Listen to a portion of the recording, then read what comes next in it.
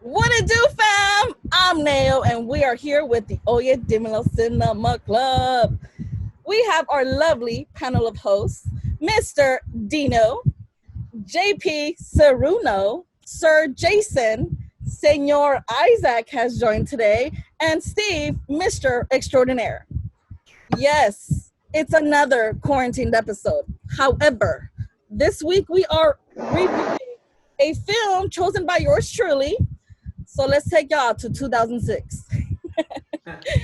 Babel, directed by Alejandro González Iñárritu. This movie was released in 2006, as I obviously said, and I strongly believe that 2006 was a great year in cinema. There was a collection of impressive films. They made a huge impression on me personally.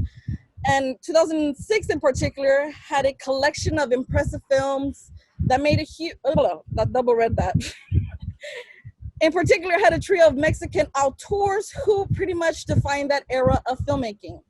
We had films like Children of Men, that was directed by Cuarón, Pan's Labyrinth, directed by Del Toro, and of course, Babel, who held the number 1, number 2, and 8 top 10 films for that year. Babel is an impressive. Or Babel? Babel? I don't even know. I'm sorry. Babel is an impressive, beautiful world story, interlocking 4 families in 4 different languages, set in 4 different countries that all interconnect with one iconic object, which is a rifle. So, why Babel? And the reason why I chose Babel is because this was the first R-rated film I snuck into. Ooh. And initially, I was supposed to watch Little Miss Sunshine for the 8th time or something. And, I was supposed to walk into the cinema, and I ended up seeing Babel, and I'm like, I'm going to sneak into this shit. I only have missed 5 minutes. So I snuck in. And you know who we got to thank for that? Paramount Studios. Oh, wait. Woohoo! Paramount. Question. Not to date you, but in 2006, since you snuck into a rated R, how old were you in 2006? Not to date you. 15. 15. Okay. 15. I was 15 years old. Yeah. That's not bad. I luckily had the privilege to have my sister work in a movie theater, so Little Miss Sunshine was on this theater and Babel was on this one. However, I didn't know that it was a private screening. Oh, shit. So, Little Miss Sunshine was around summertime and Babel came out in November. So, as I came out, I told my sister, hey, dude, I just snuck into this fucking film. It was dope. She's like, you just snuck into a private screening. And I'm like, no wonder everyone applaud. And basically, everyone was applauding, and I'm like, why the fuck is everyone applauding? I got up, and everyone still stood still. And then all of a sudden, I hear someone speak, and I'm like, what the hell was that? And that's when I ended up seeing my sister. I just snuck into this film. And I'm like, whoa. So I was in a private screening where all these fools were at, and my sister had shared with me that Amelia, the character, I forgot her name, Amelia's character, she was there, so was Gael, and the Iñárritu family. They pretty much like held the studio, and that's why this movie is impressive to me, because I literally watched it a private screening with these people, and I didn't even know. So did you just pick this movie just so you could tell us that you went to the private screening? No, because of that.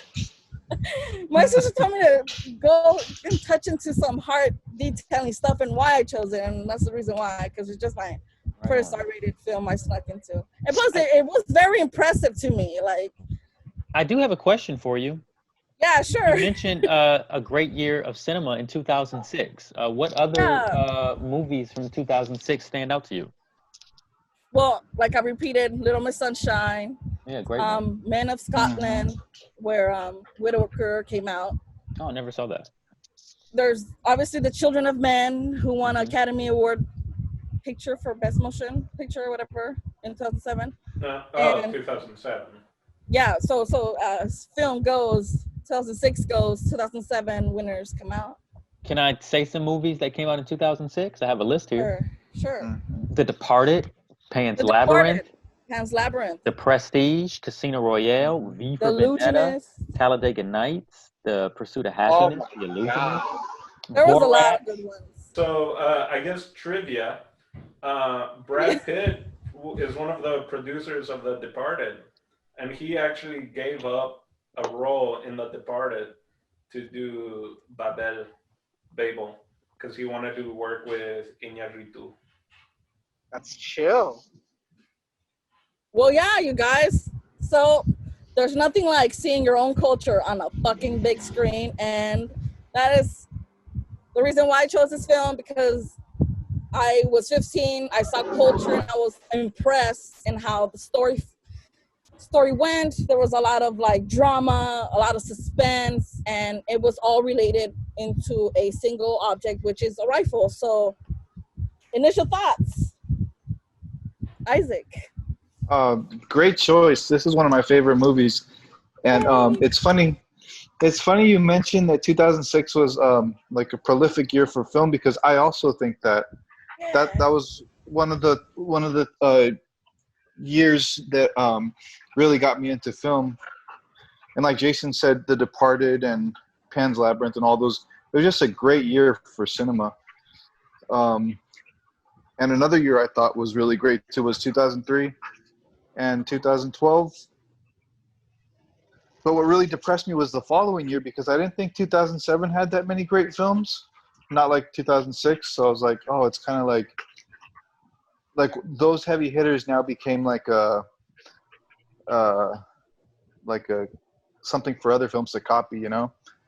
Yeah. And like the structure of this movie was really like unique and fresh, because like when me and my friends went to like the Blacklist to go submit our scripts, we had like this edgy and like different structured story, but they like criticized it and they said it has to be A to B and C, and it has to be like structured like Save the Cat and all that stuff.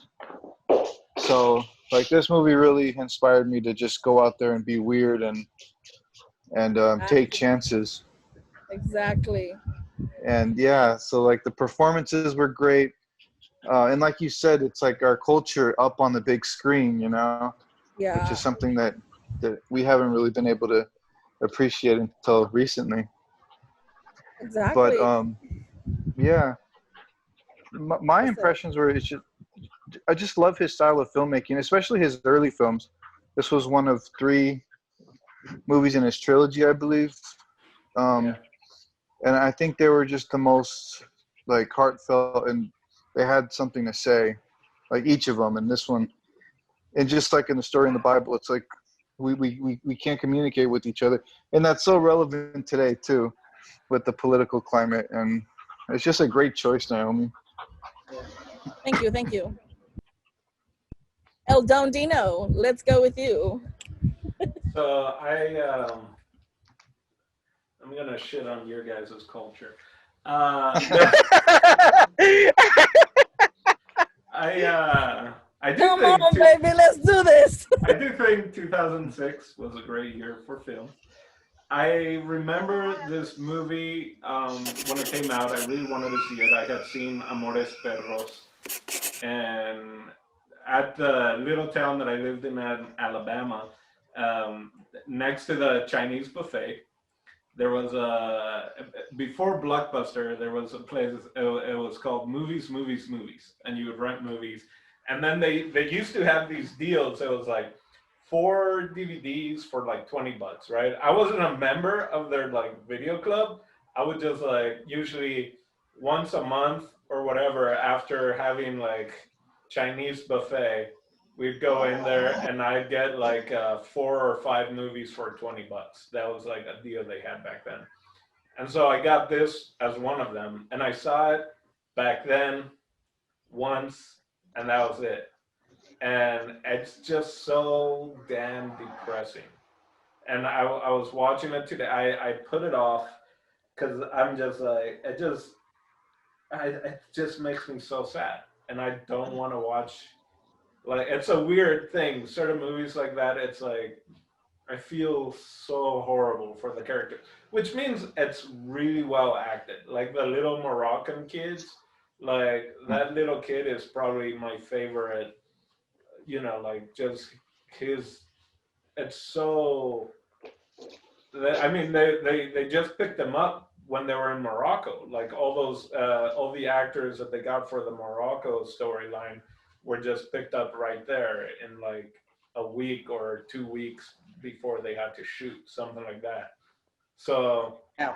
it was really well acted. It was really well like written, all that. But I don't like it because it's just so damn sad. And I watched it again, and my aunt walked in as I was finishing, and she's like, "So how's it going?" And I was like, "This is just sad. I hate it." And she's like, "Well, what are you watching?" I was like, "I'm trying to see if there's a silver lining moment in the film that I can talk about." And I think the thing I got is acceptance. That's what I get from the movie is acceptance.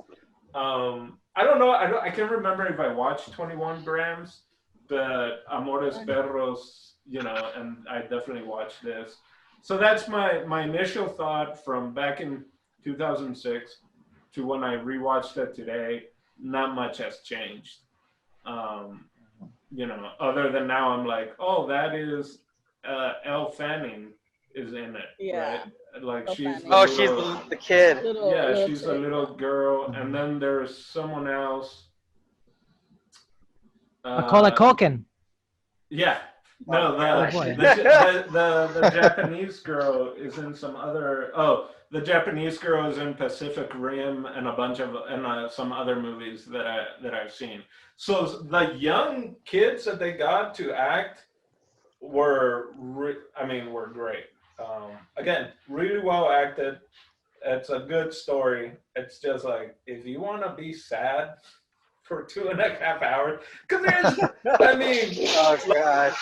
Gael Garcia Bernal, whenever he comes on anything, I feel like it gives me a smile. There's something about Gael Garcia Bernal that just makes me smile. So like him on screen doing whatever, and I'll smile, right? I like him in Science of Sleep. I think that's that's another 2006. It is. Yeah. Those are my first and current first impression of the film. Okay. Steve. Hey. So I think out of everybody, I think I'm the only one that has never seen this film before. Oh no, I haven't seen it either. Oh, you haven't seen it either? I hadn't seen it. I'd seen like the first part of it, then I fell asleep on it. Okay. So it was my first time. Oh, okay. This first awesome. time. Then awesome. I'm not alone. Personally, when I started watching the film, I was like intrigued because I'm like, okay, I can see where these two worlds connect. But then I was just like, where does this Asian girl fit in? You know? So I was just like trying to see where the connection was in. If I was a teenager or if I was just younger, literally this is the type of movie that I will be writing and making. Because when I was young, I was like addicted to drama because you write from what you know about. And my life was just pure drama. Literally in my house, my parents, the everything. Life was just drama all day. And all my plays were like literally drama stuff. And I will always get nominated for like awards and whatever, best play, best this, best that. And it was literally because I was just writing about what was going on in my house, you know, and stuff like that. So people are like addicted to that stuff. Now, as an older person, I'm more like Dino, that I'm like, yeah, I don't want to see sad movies, man, because there were moments that I'm like, oh, it's gonna get better now. Oh no, it's not. And I mean, I can talk about those moments later because they happen later in the film. So these are my initial thoughts. Initially, I liked it. It was slice of life.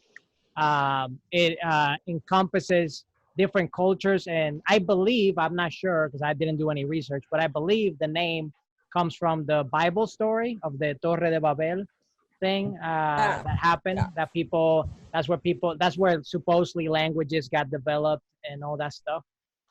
So yeah, initial thoughts. I like the movie. I love the way it was shot. Super dramatic for an older version of me because I'm more into comedy now than drama. But I like the movie. Nice, nice. Jason. Hola. So I really liked the movie. I think it's really this is the fourth movie of iñárritu that I've seen, and I believe it may not even be my favorite. It may be my least favorite, but that doesn't mean say much because I kind of love everything that I've seen him do. My initial reaction was, yeah, it was sad, but I don't really mind a sad movie personally. Sad movies actually do me very well. Ultimately, I just need a movie that's going to make me feel something. You know, I don't need that, but that's ideal for me. I need to feel something because that's a director like playing with you. You know, I think it was Quentin Tarantino that once said, the mark of a great director is his ability to be able to play the audience like they are a part of the instrument of the movie. Yeah. Right. You know, because that's the next level, that's the next layer of people watching your movie. Who's gonna see this? Yeah. Like, yeah, who's gonna see it? And you know, if you can watch the audience watch your movie in a cinema, and you're like, all right, this is the moment where I take their heart. This is the moment where I give it back. This is the moment where I make them laugh. This is the moment where I can make them cry. You know, Control. a great, control. Jason, yeah.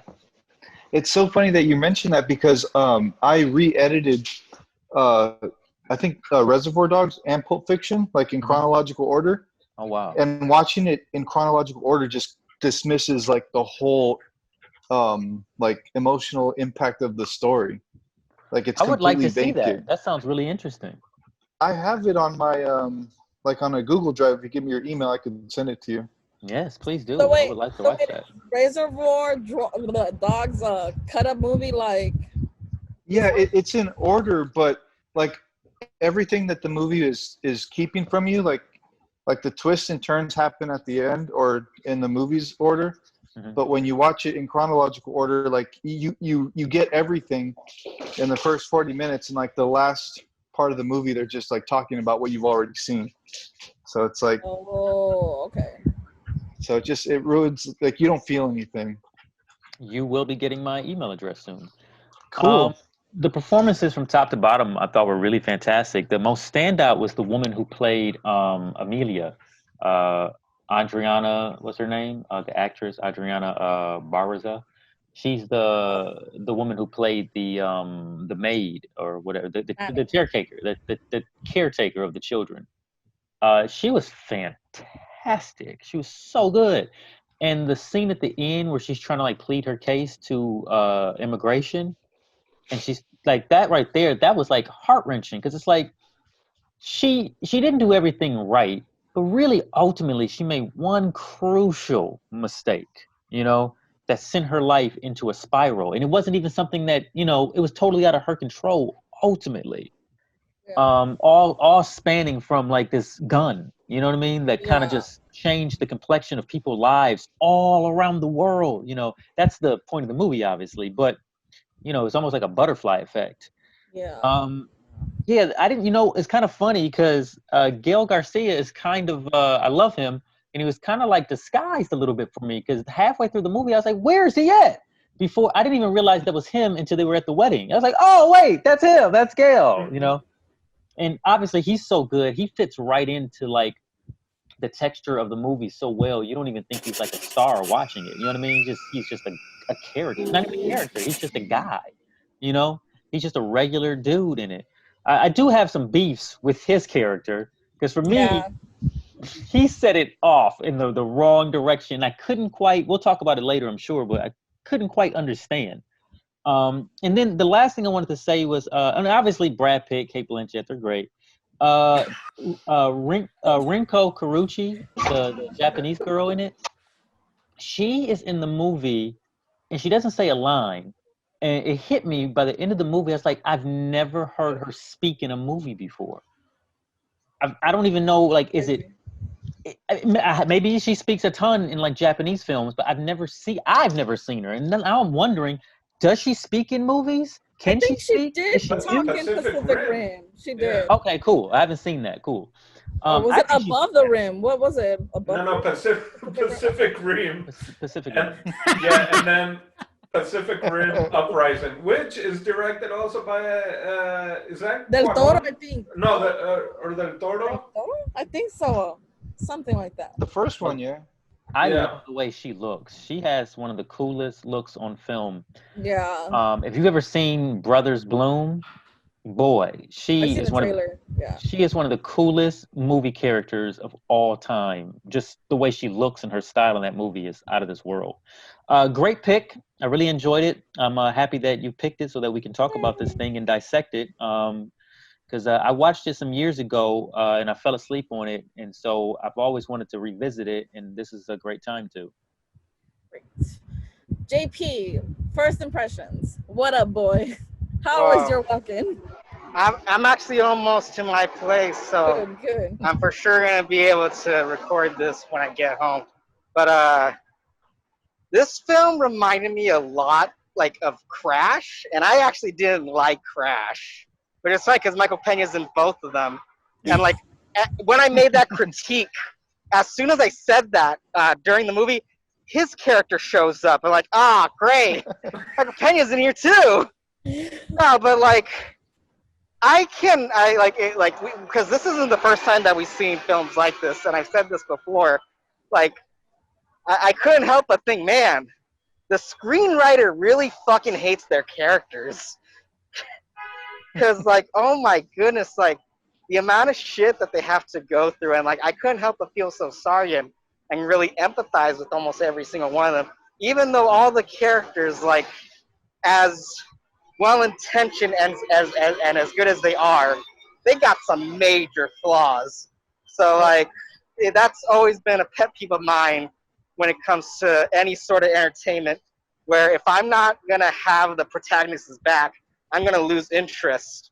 But thankfully, like there was enough twists and turns and like in the story where like you kind of have to see what's coming, because you get information that since it's not in chronological order, that, oh, wow, did this happen? Because for a good while, they made it seem like one of the characters in the film was already dead at a certain point. And you find out later on that, no. He's not actually, spoiler alert, none of the characters, none of the main cast dies, which was a huge surprise to me. I was like, it is a miracle that they weren't fucking murked in their own movie. There's one main character that dies. Did the kid actually die? Yeah, the one kid dies. I accepted it as not him dying due to the fact that when Chaco, my bad, I butchered that, was like in like television, like there was a scene where she was on TV and they see showed the mugshots. Yeah, the mugshot. So I accepted it as him not dying. So if he did die, I feel sad because I didn't know that. Yeah, I didn't read it as him dying as well, even though I thought for sure like he was either close to it or was. Yeah, but even that information in the beginning, like, so it was like a relief. Like, no, I saw him. Right? Yeah. So. But all in all, I'm not gonna lie. This definitely was not my favorite film. I did enjoy it for what it was, and like, there's a few. I don't know if we're gonna touch into it, but there's a few things that even like right now, where it's like, that was weird, especially when it came to the children and the current climate, where like we understand that film is fake. It's a story. It's pretend. But is there a line that we shouldn't cross when it comes to actually involving child actors in certain movies? I don't know if we'll get into that discussion. Oh yeah. Yeah. Yeah, that crossed my eyes at 15. I'm like, ew, why are they recording this? Because like it's in speaking of the narrative sense, like, yes, that shit happens all the time. That is so true. But then you think about it, it's like, oh well, they're recording this and having children perform it. But not my favorite film. I don't know if I'll ever give it a second watch. But like it's good enough. Like it's good enough to like, okay, I would recommend it, but I definitely wouldn't give it another go, to be honest. Okay. but it is better than Crash. Yeah, can we just all say Crash was trash?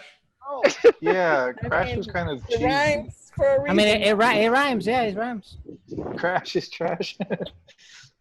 And the fact that won the Oscar, I was just. Wait, Oh, I Oh know. gosh. when in 2005, right? 2000 Yeah, 1 year prior. Actually, 2006. Oh. Revenge Oh, of the wow, Sith that's wasn't right. even nominated. I'm just kidding. Did you like that movie, JP? Oh god, it has its merits. Yeah. Hey, I didn't like that movie. Which one? Crash. I literally just came Crash was no from bueno. Hollywood. I'm just walking right now. But I feel police like- officers just did it. Well, I'm glad to see that they're good. Do you want me to? Take a deep breath. I'm also in a meeting just right now. Like, I feel See you later. Volcano did a better job at showing what Crash was trying to do. Yeah, I With agree. police and the black neighborhoods. In Volcano, you know, they have to work together to save the city from the giant volcano that pops up in LA. I feel like that was more realistic than what Crash was showing. I actually like Volcano. I prefer Dante's Peak to Volcano, but yeah. Anyway, Which one with Tommy Lachma Lee was there. Jones? Lachma was there. I was walking on the set. Chill out. I'm just kidding. Okay. I like the crappy one with Tommy Lee Jones. That's The crappy one? Yeah. Hey, the La Brea tar pits. You know, that can I- explode anytime. I think that going back to Babel, though, I think a lot of it is language and communication. Yeah, think that's the biggest basically the thing. theme. Yeah, Yeah. and like the Japanese one was so crazy because the majority of the people, well, I don't know the majority of the people, but like if you think about it, right, Mexican director, it's, you know, American produced, all this, and then you have Japanese scenes in Japanese, and then you throw sign language in there as well, right? So it's just like this layer on layer of just like communication and the, you know, how we misunderstand things all the time, right? Mhm. So, I mean, Babel, the word Babel means a confused noise made by each, I mean, a confused noise. So this is what's going on. There's a confused noise by each of the families that relate to the object of this rifle. So you mentioned the miscommunication, not people being understood. Like y'all spoke about, I don't know who said it, Gael Garcia, like lighting the bomb of him joking with an officer. Like, really, who's gonna fucking do that? He was drunk, You know, like, yo. I mean, like, he set off the bomb there. It was you got, I think he shot the gun, right? I think that's other connection, right? That he was one of the people with, like, the rifle was a connection, and then he shot a gun. So it was you like, mentioned that, yeah. Well, are you guys familiar with the story of Babel in the Bible? Well, the story of Babel in the Bible, simplified, is that the people of Earth at this time, you know, predating, you know, Christ, and probably even, like predating like the pyramids and stuff, they were building a tower historically, and they were trying to reach the heavens. They wanted to see God. And in the Bible, the tower was, you know, man's ego, and they built it so high. They, after so many years, they got it so high up that God destroyed the tower and knocked everybody down. And when everybody fell off the tower, or when the tower collapsed, all the people who had been building it, all the nations that didn't exist yet, all the nations that had built it, God, by the time the tower was hit the ground, everybody in the world was speaking a different language to confuse them. Because when man was connected, they tried to get to heaven to destroy God, basically. Because they thought that they were God now. And there's a king behind that too. There was a king who orchestrated all of that. But so the idea of confusing the people with different languages, like, that is Babel. So communication is a huge part of it. Maybe, and I could be wrong about this, but when I was listening to you guys speak, maybe the gun is God in the movie. Oh, wow. I mean, That's pretty heavy.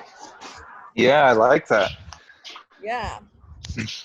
God damn. All right, so I'll ask this. The Japanese family and the American family are already dealing with loss. What is the Mexican family? That one seems like it's not dealing with loss at the start. That's dealing with white privilege. The Mexican family? Yeah, I mean, she couldn't want to need to go. He even offered like, hey, let me ¿cómo se dice? Pay for Let the me Pay for wedding. your, bigger yeah. wedding. You know, like, nah, dude, like I want something to be in my país, my land. Like, why do you have to Yeah. intersect when there's a solution, which is have your your wife's sister take care of the kids, and she didn't show up. So like, I don't know. Oh, she got drunk, right? Or the Rachel? babysitter. Yeah, No, somebody. No, not the Rachel. babysitter. The sister Yeah, the sister. Of Brad Pitt's wife. Oh. I was expecting them to like cut to the sister, like, oh, is she an extra story? Or we're gonna find out Yeah. why she couldn't show up. Yeah, I wish I would know that too, to be honest. Well, did you guys notice the two rich families destroyed the two poor families ultimately? Oh, wow, yeah. Oh my And god. basically, that's how it goes in society. You know, it's one of those social Wow. political things, socioeconomic things. There's this gap of like not knowing your rights and knowing what's right and understanding what to do in these certain situations. Like, Wait, Jason. So are you saying that Kanye and Kim Kardashian is destroying society? Yeah, I thought that was obvious. That That's a fact. I just You said didn't that have- basically. We didn't need the movie for that. That's a fact. So are you saying that He's the right. show The Kardashians is the gun in our scenario? Oh, yeah. I made that perfectly clear without having said it, you guys. Can we talk about the chicken scene? Oh. Oh my Is that god. Yeah. Can we talk about that scene? I've never that seen cultural that shock? before. To me, it was Wow. culture shock because my grandma, always told me about when she lived on a farm, she would wring the chicken's neck. I just Oh. assumed she would wring it to kill it and then cut the neck off. Like, I didn't know you could rip a chicken's neck off like that. Right? to the human too. Oh, Did you guys know that? Yeah. oh yeah, that's definitely a thing. I thought it was funny because I didn't see it coming, but my partner, and she's fucking like, she's Caucasian, New Mexican, whatever like that. So she doesn't have any like sort of Did you say ethnic Caucasian, background. New Mexican? Oh, she's from New Mexico. New Mexico. I don't know why I said it like that, but like like she saw it coming a mile away. I was like, whoa, why are you freaking out? I was like they're gonna kill the fucking chicken. He's gonna wring the neck. I was like, nah, they're gonna cut it. It's like, oh shit, he fucking wrung the neck. Yeah. That was wild. Dino, have you ever Están killed en a el chicken? rancho, man. Están en el rancho, por eso. I haven't killed a chicken, but I've been around it. I've been around. I gave a hand when they butchered a couple lambs here. Have you ever seen it done like that though? No, not the chicken like that. But I've been there when they've butchered pig. That one's. I was a kid for that, and that's creepy. So is that what they do in the kitchen in Chick-fil-A? Yeah. They line them up. Yeah, exactly. That's just one guy's job Yeah, all day. one person. Imagine plucking chickens, man, like that. Ooh. How many takes you guys think they took to do that, to get that scene perfect, you know?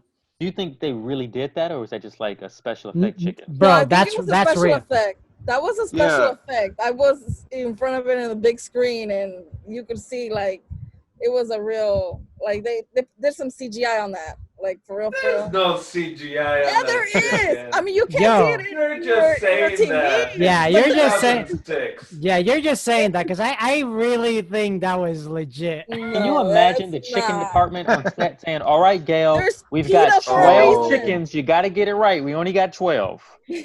Well, you got 5. They caught 5, right? That was the whole thing. I mean, this is the reason why PETA exists, right? I mean, Did he get a SAG bump for that scene? You know? I didn't see at the end of the movie it saying no animals were harmed during the making of this film. You didn't really see that? can't go to the I credits. didn't see it. Did you look for it? Yeah, it normally says it right at the end, right? Like. But did you look for it? Did you? No, I didn't look for it, but I can look for it now. The one thing with the oh, I did see that all the scenes in Mexico were in 16 millimeters.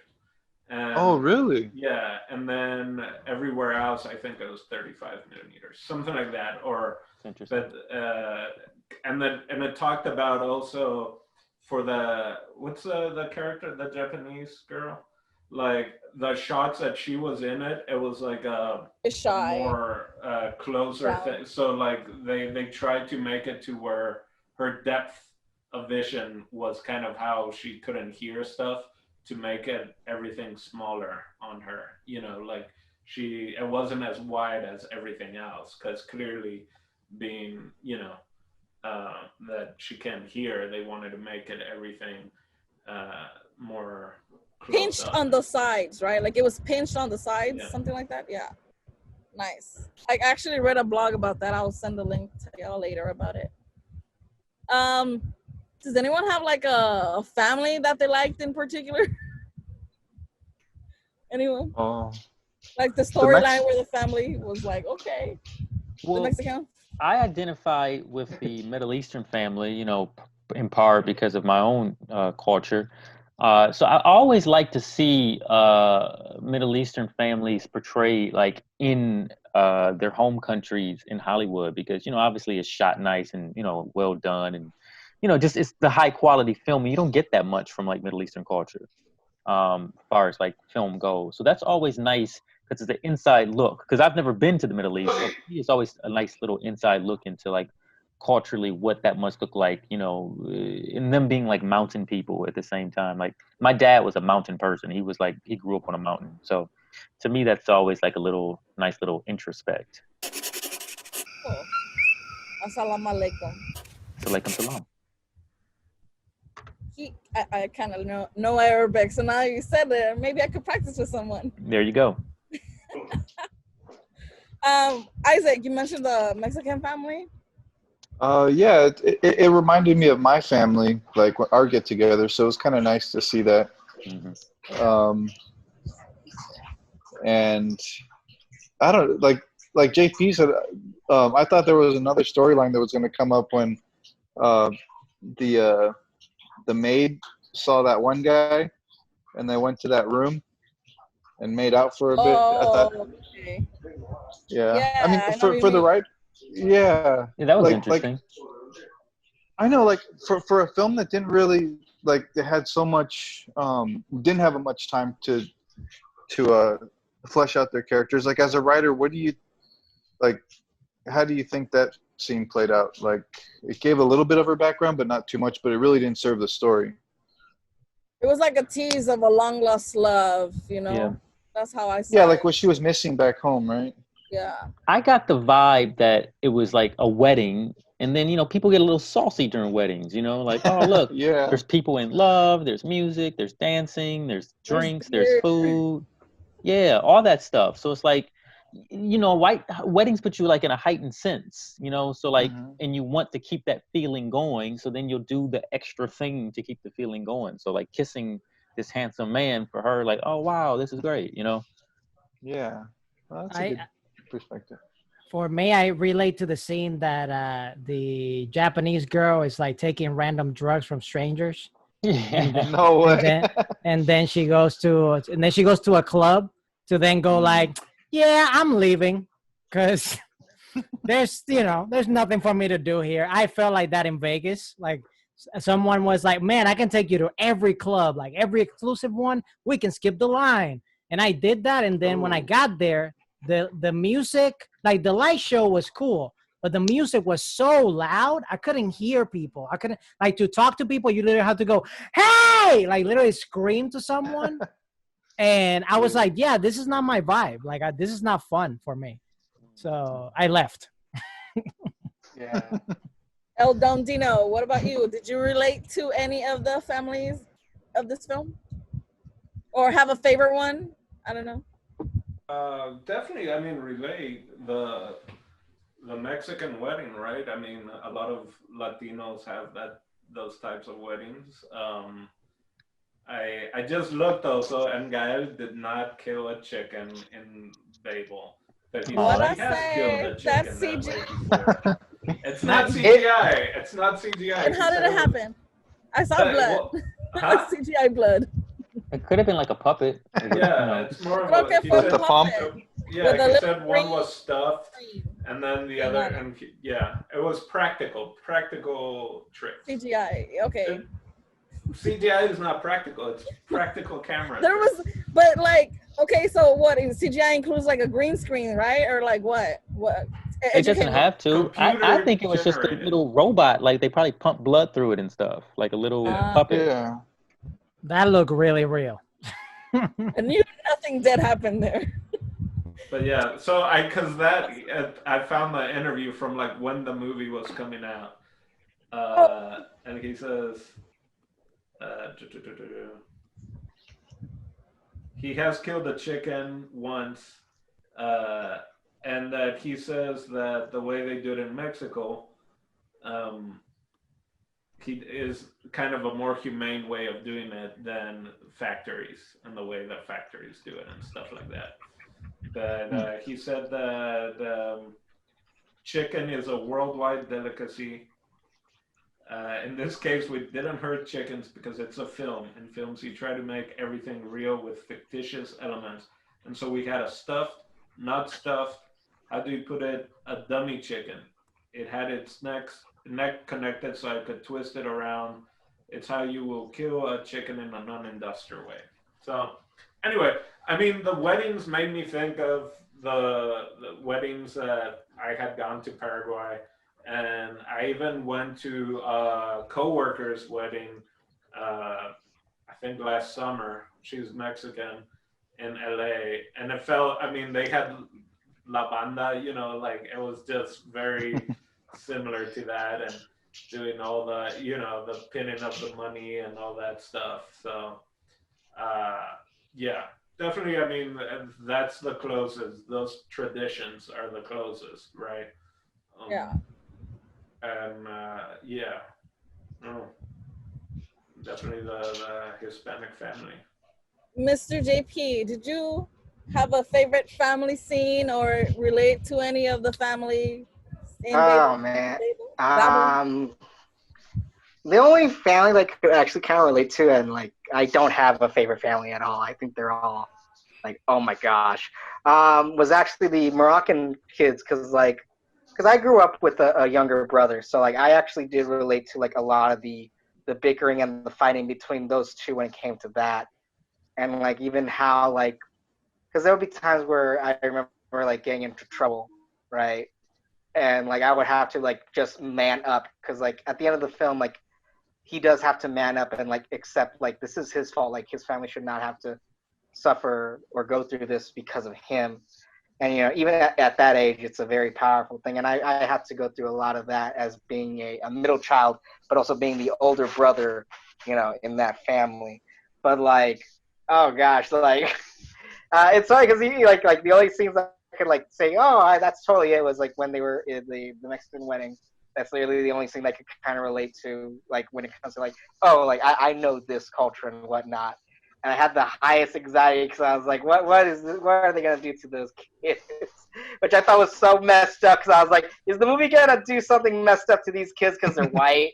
Like, are we going to, is someone in the family, does someone in the family owe money to the cartel? Are they going to stuff these kids with cocaine and cross them over the border? I was waiting for it too, JP. And I felt terrible for thinking that, because I was like, that's fucked up. But this movie, it might do it. It just might. I even thought that the kids were dead when they were crossing the border because they were asleep. I was like, oh, they're already dead. That's the one word that I kept thinking. Thank you, you brought it up. Anxiety. I was the whole movie. And I had already seen the movie. And just knowing, like, clearly I had blocked off so much from this movie out of my mind. And watching it, just like, gushed back all this anxiety of just That like watching da un it. poco de like da rabia, like this anger, like oh, like what is going on? Where are these kids at? I know what you mean, like Yeah. rabia, like Also, like, I mean, there's two things I definitely want to touch. The first one, since we're in the topics of the kids, what do you guys thought about the masturbation scene? That was like right off the Oh, gate. God. Listen, I'm gonna tell you straight up. When I was watching, okay, so before like usually my sister or my brother or somebody will watch these movies with me, and they're like, "Oh, what are you watching tonight for Cinemas Club?" And I'm like, "Oh, I'm watching, Babel." They're like, "Oh, what's it about?" And I was like, "Honestly, I really don't know. I really don't remember. But I'm watching it." And they were like, I'm gonna pass." I was like, "Oh, that's too bad. I'll watch it by myself." When that scene happened, I was like, "Thank God, my sister's not here to have to endure this with me. Thank God." How old is your sister? She's like 10, 12 years younger than me. Okay. So, I mean, she's an adult, but I still don't want to watch that with her. Yeah, I know, right? Yeah. That's a very, they did it, I don't know if in Amores Perros, no, but they did it in Y Tu Mamá También, which of course is not, it's not the same director, but Gael is in it. Mm. I feel the more provocative or whatever was the sister undressing in front of the brother, right? Yeah. Like Oh, yeah. that I think was, but the way it was filmed, I thought it was done well, you know? Like, Yeah, I didn't get any creepy vibes from it. Yeah, it's like, what else do you do in Morocco when you're goat herding and there are no jackals around? Oh. Right? It would have been worse if he was like crushing on one of the goats, right? Yeah, exactly. Yeah, totally. That's more of a Irish Scottish Yeah. thing, if I'm not mistaken. I was Oh, talking really? to my part. Oh, God. That's where syphilis comes from. Is it?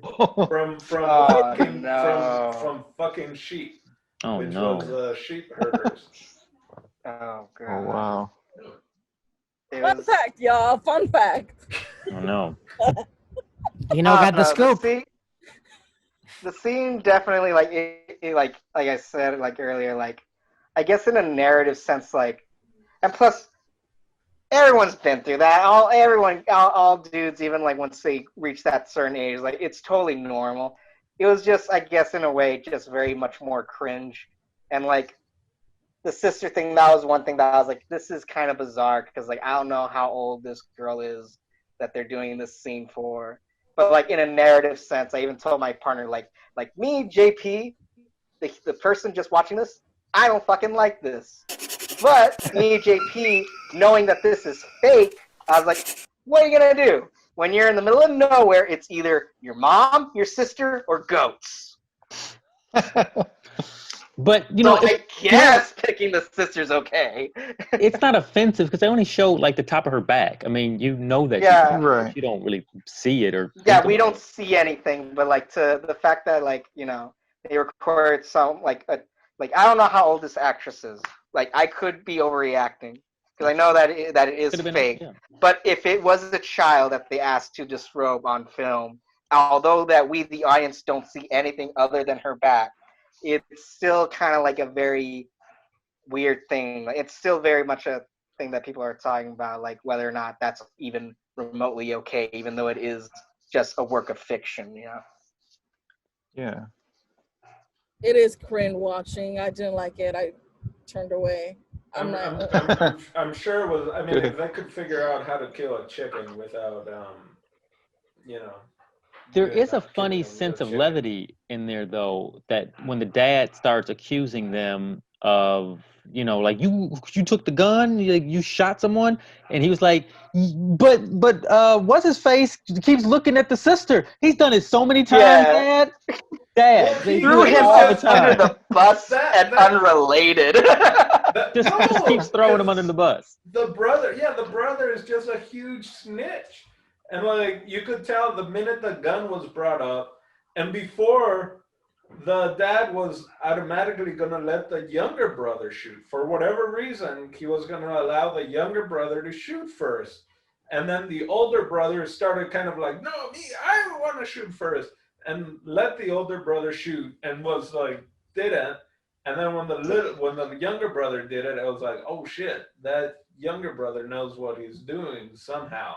I feel Right. like you're taking this personal some kind of way, Dino. I'm I- the younger brother. I'm a middle child, and I feel the sibling rivalry was like big here. Yeah. There's always a child that gets loved the most, and Yusef, wait, the youngest one was getting love. Like No. Oh, yeah. No. like he peaked higher than his brother. Like he peaked higher than his brother at a certain age.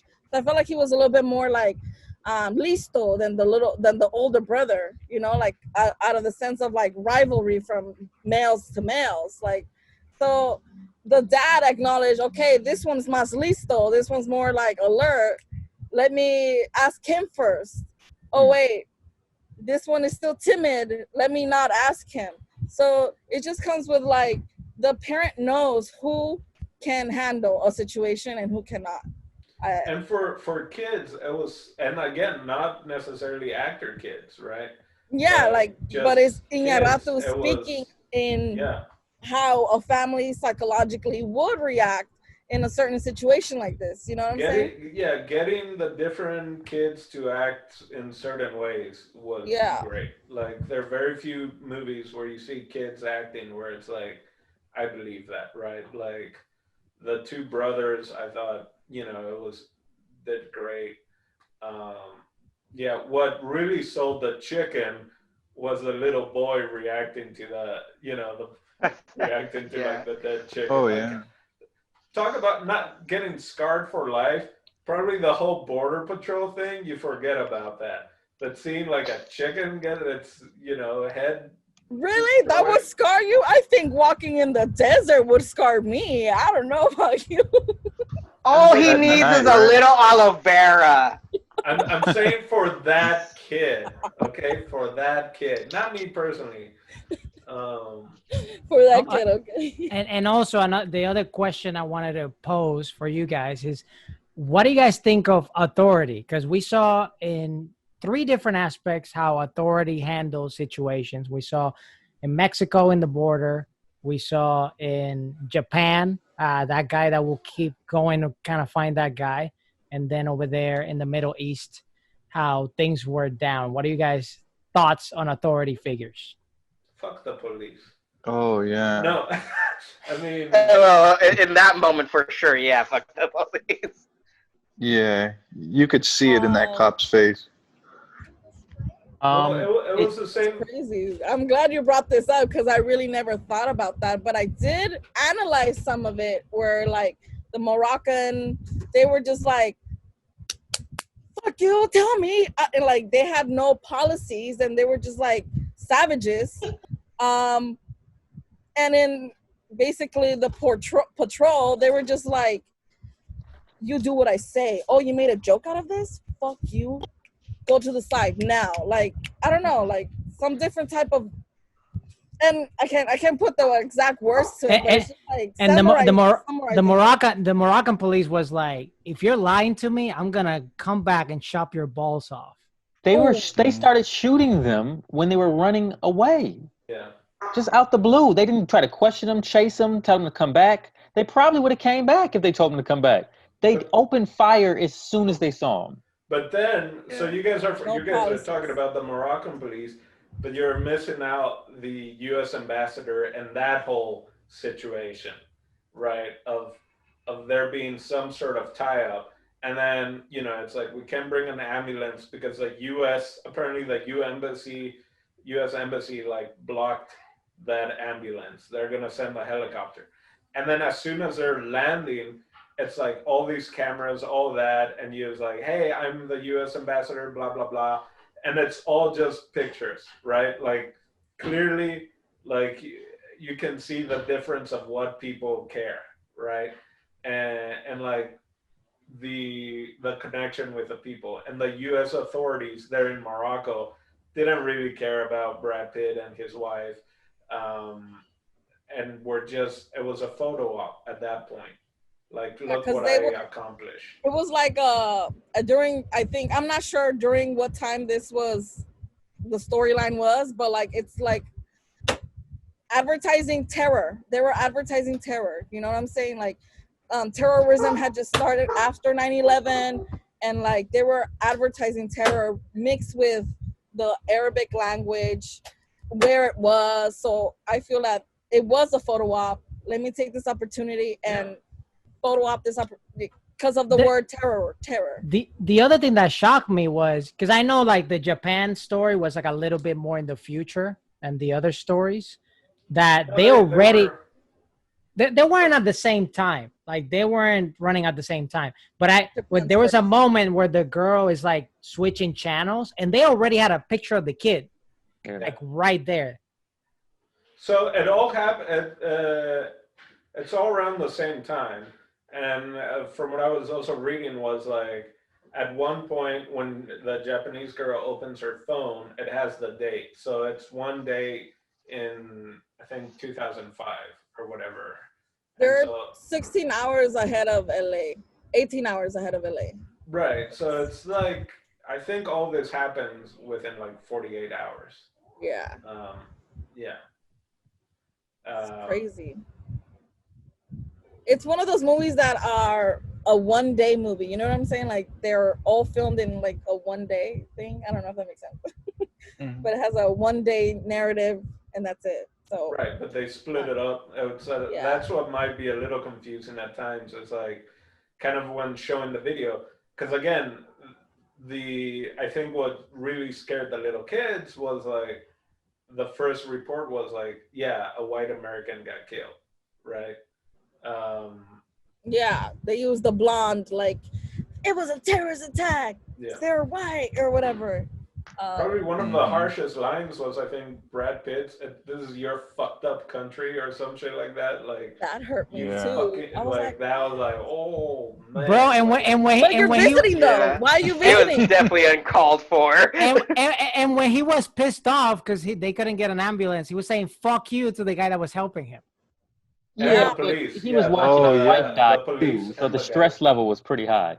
Yeah, that was. And no one was helping him. Even his own tour group abandoned him. So he was stress level at that moment. That's white privilege being afraid of a terrorist attack that they're already advertised about. I think they were the only Americans. The rest were all Australian or something. And then later, when his wife needed to pee, he's like, "Hey, can I get a pot, my friend? Can I get a pan?" And she was smoking opium.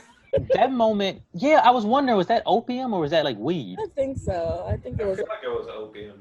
Yeah, that makes sense. Because being where they were, that really kind of hurt me a lot. I felt like sincere loneliness in the moment when the tour group left him. Because I'm like, wow, man, you're left in this small village in some weird part of the world. You don't even really know, longitude, latitude, GPS wise, where you are. And you're here with your wife dying. You can't speak the language. And you are completely dependent on something happening, someone coming through. Yeah, of one guy. Like if one guy helping you, a phone call, the embassy, something has to happen, or else you're going to have to watch your wife die, bleed out. Like that was, to me, I felt that moment when Brad Pitt was walking back from trying to chase the bus. I was like, whoa. Like that's just like, that was a little heart-wrenching in that moment. Yeah, helpless was the feeling for sure. I couldn't sympathize too much just because I couldn't disconnect myself that this is Brad Pitt and he's probably the person getting the most paid out of everybody in this movie. and he did the most minimum amount of scenes in this movie. So Cate Blanchett, another little trivia or whatever. I guess Cate Blanchett didn't really want to do the movie at first because all of her scenes where she would just be laying down. But again, she wanted to work with Iñárritu, so she ended up taking it just to be able to work with him. So that, early on, that kind of says what people in Hollywood were, already thinking of Iñárritu from the very few movies he had done, Oh, yeah. So this was also Cate Blanchett and Brad Pitt and Elle Fanning have all worked together on another film after this. They were all in Benjamin Button. Yeah. Who was Elle in that? She was the young Cate Blanchett. Oh, okay. Well, guys, I got to get going. I got to get ready for work, but it was a pleasure discussing this movie with you guys. Pleasure was all ours, Isaac. Of for course, Isaac. Thank you. for being here. Oh, you're welcome. Thanks Final again, thought, everybody. okay, Thank you, Can Steve. we hear a final thought, or is that? Oh He's yeah. like, no final thought. Well, this was one of the movies that opened my eyes to the fact that movies can be more than just, you know, like a throwaway thing, like a drug, where you just turn on the movie and watch it and forget about it. Like this stayed with me, like the cinematography, the acting, like the messages. Like one of my favorite parts was when Brad Pitt talks to that one guy that was helping him, and I guess he said something to the effect of, "Oh, what, like, how many wives do you have?" or something. But he said, "I could only afford one." Like it's just like the message is just it's in every part of the movie, and it's well crafted, and it's something that I want to be able to make. Like if I could make something that's at least emulates that to some small degree, I would be happy. You know, because it's saying so much. Like it transcends regular movies. Like it's part of like the human experience, or it's sharing it. So that's what that movie did for me. But yeah, thank you. But it is a depressing movie, and like at the time, I was just all about those types of movies. But like Dino and Steve said, like now I just want that silver lining in things. It's just like I can't stay in that space anymore. Like, but I mean, I love that movie for everything that it is and what it says.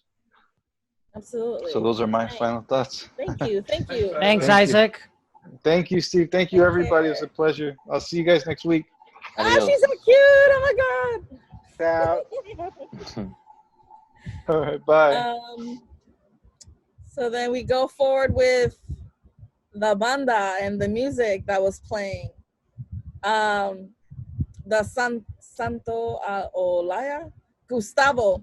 So the composer of this film, or the score director, as they will call it, he actually won an Academy Award, but he like composed 18 songs of this motherfucking film. 18 songs. All the Moroccan scenes, he made by himself. So yo, I'm not gonna lie, that music that they put on their way to Mexico, I don't know the name of the song, but I was hyped.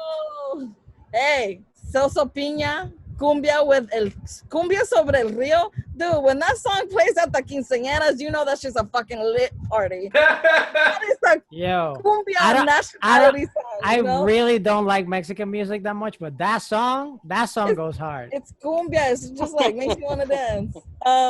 So yeah, there's like a bunch of good musicians in here. There's Chavela Vargas, El Chapo de Sinaloa, and like Tocanes de Tijuana. So like hearing this in the big screen was just like, boom, aquí está el español, and listen to it in English at the same time. So did you guys like have a funny feeling with the music, or it was just me personally?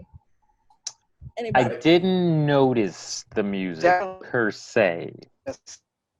I don't know if that's a good thing or bad thing. I'm sure the composer wouldn't like to hear that, but I just didn't. I didn't notice it. I'm sure it all fit. Maybe that's why I didn't notice it. It all made sense. It's beautiful that it was all made by one person, considering it's in like 4 different countries. You know.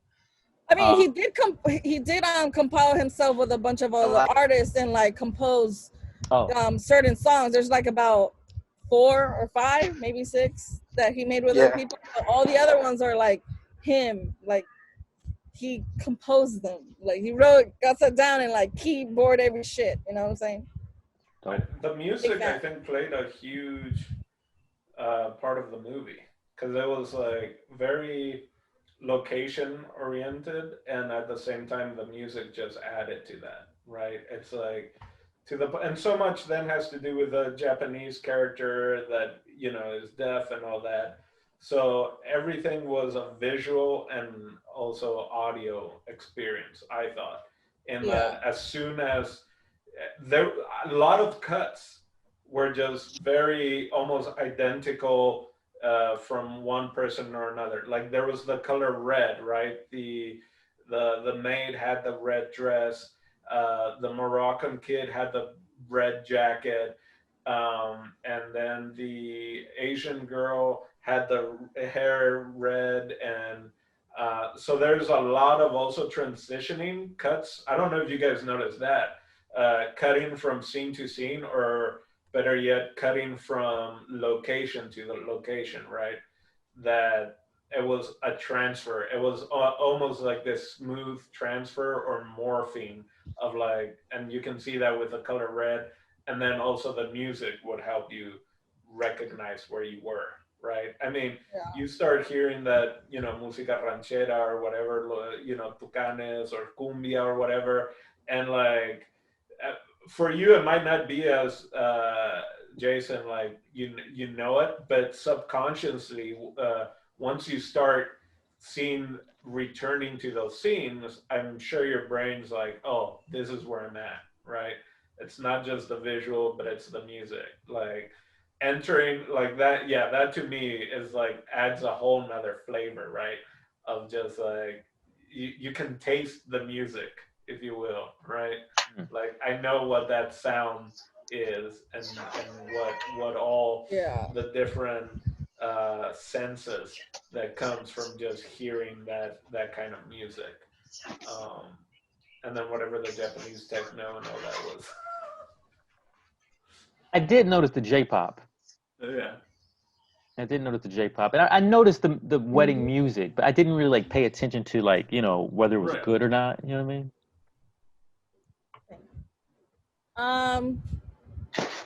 Gentlemen, where are we? I think I'm done. Can I ask a question? Go for it. Take over. So this movie made a lot of sense to me. It was very well directed. A lot of times people take the director for granted when you watch a movie, but the director keeps this whole thing linear, and makes the story make sense, and makes it make sense viscerally, like on a visual level or auditory level. Like they're telling like multiple stories, and there's textures and layers to it, and there's symbols, and there's and this movie hits on all those cylinders. There was a moment though where the character motivation just didn't line up to me, and that was the Gael Garcia crossing the border scene. Yeah. I just felt like from a writing perspective they needed something to happen because they were legit. I don't know why they had to. Legit. They weren't legit. Apparently they weren't legit. That was part of it. Wait, what do you mean? Because then when they're talking to her, they're like, "You've been here illegally. You're working here illegally." No. I mean, them crossing felt legit. You know what I mean? Because they went to Mexico. They were on their way back. Like she worked in America. It's easy to get there. It's easy to go there. There's usually no problem going. Even when my brother and his wife went, they went without their passports. Not because essentially when you go they in, want you there. when you're going in, you're going through the Mexican border. They're the ones but like they're the ones, and then when you come back, you're dealing with the United States. Yeah. So you're dealing with two different entities. You go entities. in and they might not even check. Like my brother went, and it was because back in the day, I think you didn't need a passport. And then before September 11, no. Yeah. After, yeah. You see, and my brother went, and they didn't take passports, and coming back in, like they gave him shit. Like they were holding him. When I went there, I've been there in car and walking, and literally going there is super easy. Like I was like, oh shit, I can sneak drugs if I wanted to. Like, going in. Yeah. Back, it's a different story. You get this tense of like. But I was scared, like, cause my friend was like, "Hey, you should bring a couple of joints with you." I'm like, "Nah, bro, I never been there." And then when I actually crossed, I'm like, "Oh, this is mad easy." I don't know if that. So you think he was justified in taking off like that? We all know he wasn't, but he's drunk and he. But they had already checked the trunk of the car, so he didn't have any contraband or anything. They asked him to pull over. I've had to pull over at the border before. They just basically make you wait to try to like scare something out of you or something. I don't know, papers. But they don't. Nothing happened. That's what was gonna grab them regardless. Because they didn't have the permission slips, right? Right. That was gonna do it, and he just like, oh fuck this.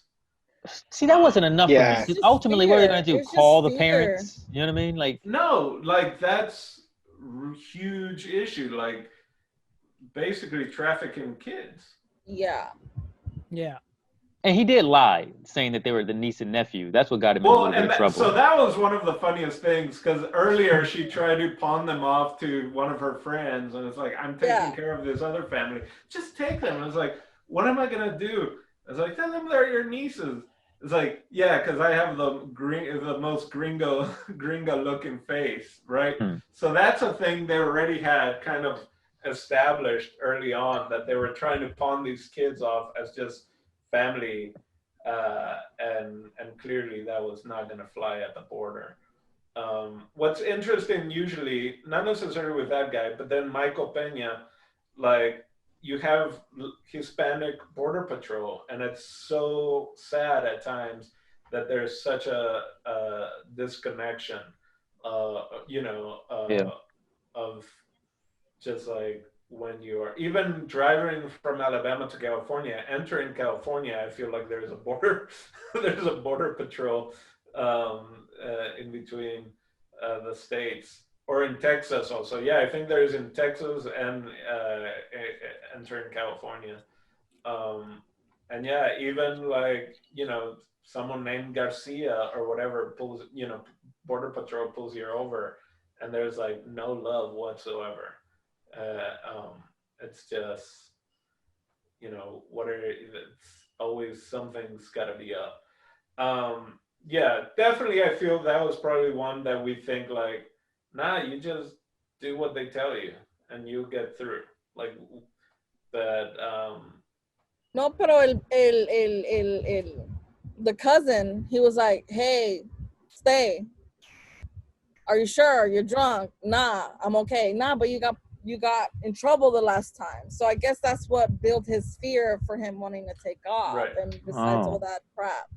Oh, like, that's right. I forgot that. Cousin had mentioned that. He's like, you had already gotten in trouble once. But that was for drinking and driving, if I'm not mistaken. And he was already drunk because they had already asked him, are you drunk? Oh, no. But he was legitimately drunk. He even made that sarcastic remark. Like, the only reason why she wanted to go back was because they had soccer practice the next day. That's how much a nanny would love children that don't even belong to them. No, like, but it's like a relationship that you build when you're taking care of children. Is like, I understand that, but you gotta be smart. Like that's what kind of got me, was like, you've been in the US, what, 15, 16 years, and you don't know how things go, or like how they're gonna come after you. Like that was more so than Gael just pulling they have your papers, so they know your name, they have your pictures, they're gonna know all this. The fact that it's like, she's been in the US 16 years, she's been doing this or that, back and forth, like they should know this. And she knows that her employees are in fucking Morocco. Like, they're not gonna care if they don't know that they didn't go to the soccer practice on the next day. Like, just sleep it off and like see what happens.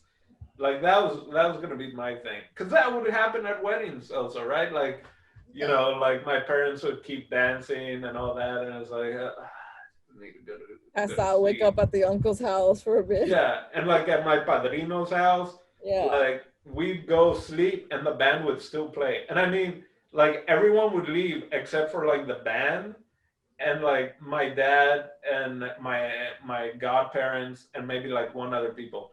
And they would just drink while the band played. And it was, it was usually accordion, a guitar, a Paraguayan harp, or sometimes, even like a violin or something. And they would just play and drink. And it'd be like 3 a.m, and I'm just like trying to pass out. And they're just like, no one's at the party anymore except the band and like 4 people. No one's dancing. They're just drinking and the band's playing and everyone's laughing and joking. Don't get kicked out until it's done. And so you just spend the night. So you guys think Gael got away? I wish to know his story. I really do. Did he get away? No, you don't get away with things like that. No. I think they made a spin-off series just out of his saga, Ooh, this is my question. I got one question before. He became a teacher in New York, that Amazon series or whatever. No, not even. That's a great one, except for the fact that he drinks mate, and it's not the correct way of drinking mate. And I What's was mate? like, Sorry, maybe I'm dumb. it's the What is yerba it? mate. Maybe you Oh, haven't seen me drink it, I but love yerba mate. yeah. So anyway, it. I can tell there's nothing in there. Is what I'm He's saying. drinking mate in the movie. Yeah, not I in the missed that. movie, in the Oh, in Amazon the show. show. Yeah, yeah, yeah. Right. And he's a conductor. He's a conductor of the New York whatever it is. You can't tell a man how to drink his mate. Oh, I can tell when it's like when people hold coffee mugs or whatever, and it's clearly like this is empty, and you're just like walking around and pretending like there's beer, but it's there's just like like going. no weight to no Yeah, liquid weight yeah, yeah. here for like I'm prancing to my office and Oh. then, you know. Anyway, my one question before I probably need to also head out. Um, what did the Japanese girl write the note to the cop? What do you think she wrote? That then she Well, was like, "Don't read it now," and he ends up reading it while he's at the bar. Personally, I I, think it was the truth. Like, because she lied to him that the mom like jumped the building, and then we find out that that was not real. So I just think she just confessed in like a note and be like, but don't look at it now. Look at it later. That's what I yeah, think. that Yeah. my first thought before the movie like ended, because I honestly thought that she was gonna be the one to jump as soon as it was found out that that's not how the mom died. I thought like that was maybe her suicide note. And you actually do see the letter. I'm sure someone has already like screenshotted that frame and translated it. So I'm sure it's somewhere out there you do see what the actual letter entails. But I'm kind of with Des. I'm sure it does explain like yeah, I'm sorry, I lied to you, and kind of more in depth if she didn't get to talk to him about why she is the way that she is. Just wanting to be loved and not be seen as someone lesser than a person and whatnot. It's pretty close. Yeah, I looked it up, and it's so quick that also I think it's only in parts, but it's a similar thing to that of the line. And then I guess since the mom killed herself, it's the idea: did she not love me, right? Because Oh, clearly, she was saying like to the dad, mom always paid attention to me. You don't pay attention to me, right? But then the mom, so apparently it's something like it's broken up, but it's something like of what the truth was, and then just being afraid, not knowing if her mom actually liked her. But I think it says, "But I'm okay now," or something like that. Like she kind of came to the acceptance part of what I think the movie is, right? So anyway, I'm gonna give my final thoughts because I have to Yes. go eat. I can hear the plate clinging and clanging. Linking. Uh, Again, really well acted, well written, visually great. I hope I never have to watch this movie again. I just there's stuff about it maybe It's like a also common theme with you, Dino. lately, guys, yeah. lately, just 2 weeks in a row. But it's a great movie. It's just it's too real, which is a weird thing to say about a movie. Um, but yeah, and to also say that since 2006 when I first watched it and now I've it's given me so much of the same feelings, which means I'm sure it means a lot of things, but just the fact that um, the film holds up, and there's so many the political, social, international climate was a certain thing in 2006, and now it's different, but at the same time, the movie has held up remarkably well. Especially if you think about stuff that goes on crossing the border and all that kind of stuff, and just that situation. So um, I would recommend it to people, but I would be like, hey, I hope you like heavy movies because be prepared. So. And also, before you take off, Yeah. do you want to, since it's your turn next time, do you want to give everybody your next movie? Yeah, well, I'm recommending Siete Cajas, which is 7 boxes, which is actually a movie from Paraguay that came out 4 years ago, maybe 5 now, which I haven't seen. I have it on DVD. It's still in the wrapper, but I need to support it. So I figure what better time than to watch it now. And that's Paraguay hasn't really had any sort of film industry in forever. And so this is one of the ones that kind of started the film industry in Paraguay again. So it'll be really interesting watching it. And I would love to hear what you guys think about it, just because it's like the film industry in Paraguay is like pretty young, if you think about it, from that being one of the current movies that came out from there. So yeah, Siete Cajas, 7 boxes is the movie that will be discussed next week. Thanks, guys. All right, now. Thanks, Cool. Dino. Take care, Dino. Take Goodbye. care. Buen provecho. Oh, you didn't hear me. Gentlemen, so it's been a fun journey, dissecting somewhat Babel. Favorite characters? Anybody?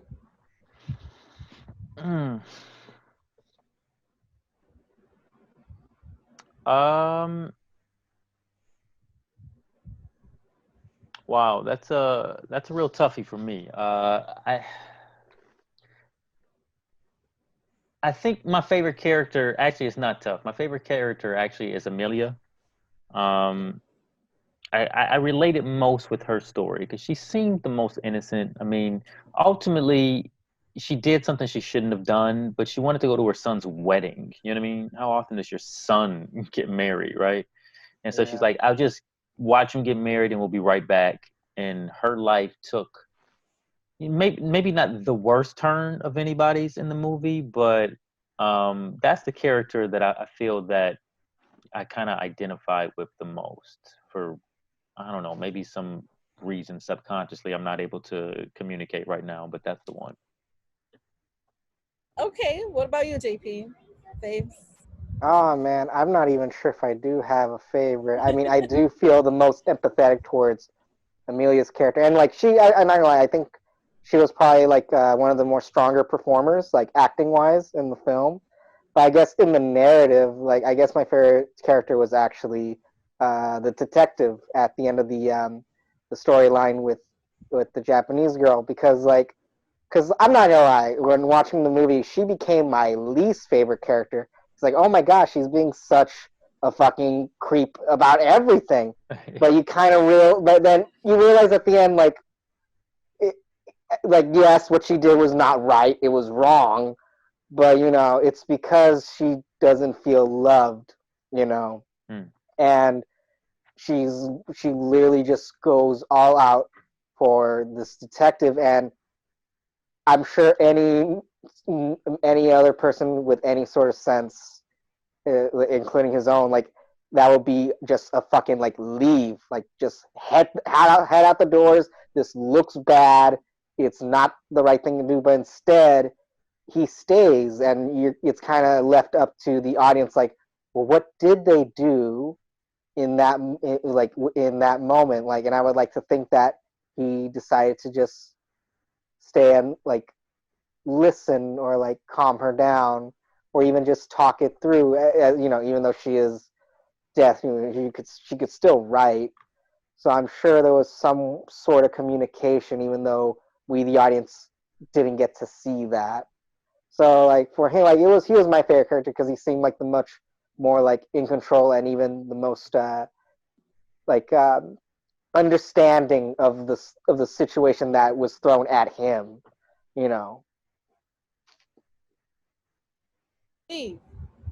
I mean, to me, like JP said, I would say Amelia, mainly, and I really liked, even though he had a minor role, I really like the guy that was helping Brad Pitt out. Just because, you know, he didn't have to, bro. Like he's living in like already in poverty and struggle, and out of his kindness, like he just did it. And at the end, Brad Pitt offered him money. He's like, no, bro, like take your money. You know, like I don't need that. I'm doing this out of the goodness of my heart. Even though Brad Pitt told him to fuck himself in his face when he was like agitated. And to me, that reminds me of like a lot of my people and friends from, especially from Puerto Rico, that, you know, they do things out of the kindness of their heart, and they're not like seeking any monetarily stuff, which in America I encounter the counter opposite, that someone is kind of like trying to take advantage of you or trying to get some transaction out of you. At least I encounter a lot of business people and a lot of people that are kind of like that. Even in the stand-up comedy world, I met a lot of comedians that they just want to be my friend because they wanted more stage time, you know? And I like the aspect of community that is like, I'm just doing this to help out. And I like that type of aspect of that character. You know, that's a really good one, Steve. I'm just going to comment real quick. I kind of forgot about that guy, but when I was watching the movie, I was like, man, like what an amazing person. And it felt very real and it felt very human. And I love that moment between him and Brad Pitt where he offers him the money, like, no, take it. Please take it. Please, I have to give you something. He goes, no. Like, because it's like me taking that money right now dirties all the good that I just did for you. Because then maybe if I ever do it again, I'm expecting something. You know, it ruins all the good, for lack of a better word, karma that you know I built just now, or just the human connection of like the goal for me, the treat, the reward for me is having helped you. That was it. That was the journey for me. And I thought that was such a beautiful moment, such an understated, beautiful little human moment. And so, yeah, well said, Steve. I loved it. What about you, No? And wait, let me just add something to that. While Brad Pitt is taking off on a helicopter, that's fucking spraying sand on everybody in that community. Yeah. Yeah. Good Oh point. my Just God. as he leaves, just wrecking the community. Hey, comes with European colonism. Oh boy. Favorite character or who I relate to is basically Amelia, loving, caring woman, motherly love, wanting to be there for her child. I don't have any kids, but just like that motherly thing of helping, being there. That's who I relate to the most. Fun fact about her, though, during her recordings or scenes of where she's crossing the desert, ambulance had to be there because she's had a couple heart attacks. So while she was getting recorded carrying Elle Fanning, like ambulance had to be there just because they were afraid of her, you know, passing out due to the heat stroke or something like that, just because of her cardiac history. So fun fact, just wanted to throw that out there. Final thought, this is the most cultural movie I've ever seen ever in my life. Music, outstanding. Direction, phenomenal. The relationship between the characters are amazing. Storyline is just bam. This is my top 5 movie, and I'm glad I was able to share with you guys. Boom. I'll jump in because mine's gonna be pretty quick. Basically, I recommend the movie, especially for people I never watched it, because I never watched it ever. When I watched the movie again, I think I'm with Dino and JP. Like I don't think I will watch it again. If I was younger, for sure, because I was addicted to drama. That like lived in my life. But now that I'm out of drama and I'm like moving towards my best life now, I'm like, yeah, I don't like that much. I don't like that much drama. But a couple of things that I learned from this movie was that one decision, just one simple decision, can change your entire life. And no matter what status you're in life, whether you're rich, whether you're poor, whether you're middle class, whether you're in one side of the world, it doesn't matter. Every single person is going through something. And those were 2 very valuable lessons that I learned from this movie. Well said. Very well said. For sure. I definitely cannot give it a rewatch, but I can recommend someone to watch it for like as a first time, or like if they're into that sort of film. Like it's funny because like I'm not gonna lie, like this film, like it did throw a lot of curveballs at me because I did thought that it was gonna go a lot worse for these characters because like you just feel so anxious during the whole time and you think the worst is gonna happen because the movie basically starts off at a fucking 10. Like you think that someone got murdered, and you know, like because it starts there, you're like, oh, well, how much worse can this film get? And I guess like to a certain point of view, one could either say like it actually did get worse for some people, or actually some folks just got it lucky, you know. But yeah, I mean, if people are chill with like not exactly the happy ending, and just watch someone like just narratively just beat into the fucking ground every scene, then why not? But like I of course I'm being very hyperbolic, but yeah, it's a good film, but it's one of those films that I'm not sure if I would give it a second watch. It is beautifully well done. There's great performances in this movie, but it's probably one of those one and done deals. I would probably watch it again as a film study. Why? There's a lot to take in this movie, and it's like I said, it's directed so well. There's definitely something that can be learned as a filmmaker watching this movie, or something that you're like, oh wait, what about that thing? You know, as a filmmaker, I like to use film to help communicate to other people working. You know, like, oh, well, what about that scene with that? It is, you know, kind of like just helps with shorthand. And you know, he's such a good director that, you know, should be part of any director's shorthand. Thank you. Well, I guess this concludes our Babel review. Peace out. Adios. Peace. See you guys next week. See you next week. It's 7 boxes next week. 7 boxes. 7. Okay. Hey, I'm Isaac Valadez from Oye Dímelo Network. I am the head videographer. You can click here to see more of my work, and please subscribe.